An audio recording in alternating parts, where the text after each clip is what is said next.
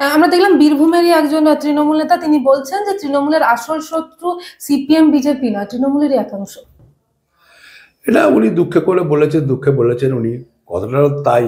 কারণ তৃণমূলের তো মাথা থেকে নিচ অব্দি কেউ আর রাজনীতিটা করছেন না, তারা পশ্চিম বাংলার মানুষের সর্বনাশ করছেন। তা করতে গিয়ে তো পশ্চিম বাংলার মানুষের সর্বনাশ করতে করতে নিজেরাই নিজেদের সর্বনাশ করছেন, এবং এটাই স্বাভাবিক। এবং তৃণমূল শেষ হলেই বাংলা বাঁচবে, তাই মারামারি করতে করতে ওরা শেষ হয়ে যাবে। নির্মল বাবুকে ওর আক্রমণ হয়েছে। নির্মল দত্ত তৃণমূলের পুরনোই লোক। এখন নির্মল দত্তরা একটা সময় ওখানে রংবাজি করে জায়গা দখল করেছিলেন, এখন নতুন কোনো নির্মল দত্ত হয়তো জন্ম নিয়েছেন, তাই পুরনো নির্মল দত্তকে সরিয়ে দিতে পারলে তার জায়গা আসবে না। কারণ এখন তো বিধাননগর একদিক দিয়ে মিনি বাংলাদেশ হয়েছে, আর একদিক দিয়ে চোরেদের জায়গা হয়েছে।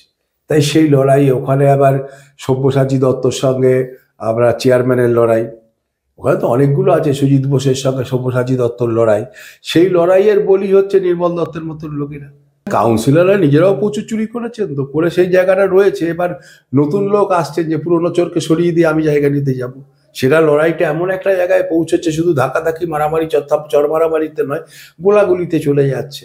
কপাল জোরে হয়তো বেঁচে যাচ্ছেন, বা ঠিক লোককে ঠিক লোকেরা করতে পারছে না বলে গুলি বেরোচ্ছে না, বা এটা হচ্ছে। কিন্তু এইটাই এমন একটা পর্যায়ে পৌঁছচ্ছে পশ্চিম বাংলায়, যে পর্যায়ে বাংলার মানুষ নিজেরা সব দিক থেকেই তো একটা অদ্ভুত অবস্থার মধ্যে পড়েছে। এখানে নিশ্চিন্তে রাত্রিবেলায় আপনি বেরোতে পারবেন না, শুধু মহিলারা নয়, পুরুষরাও বেরোতে পারবে না, কারণ এরকম গোলাগুলি হবে, নিজেদের মধ্যে গোলাগুলি করবে, আরেকজন লোক হয়তো মারা যাবে, এই জিনিস। এবং এটা হয়েছেও পশ্চিমবাংলায়।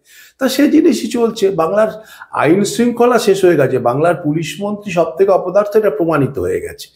সুতরাং সেদিক দিয়ে এই আইন শৃঙ্খলার অবনতির জন্য এবং পুলিশের চাকরগিরি করার জন্য, তৃণমূলের চাকরগিরি করার জন্য এই সন্ত্রাসটা এত বেশি বাড়ছে।